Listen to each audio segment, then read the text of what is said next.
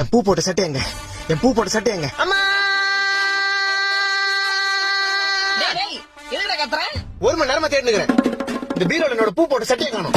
பீரோலயும் சரி வாழ்க்கையிலும் சரி நான் தேடுற விஷயம் மட்டும் கிடைக்க மாட்டேங்குது. டேய் பீரோல தான் மடிச்சு வச்சேன் பாருடா.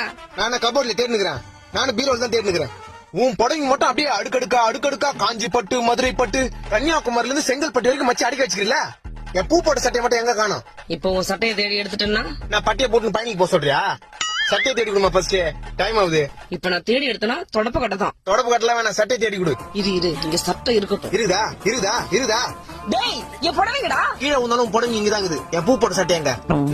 எத்து ஒன்னும் பிள்ளைங்களுக்கு குத்தாமிச்சேன்னா மூஞ்சி கருக்குதே. ஆத்திரமாவது தீஞ்சு வாசனை வருது.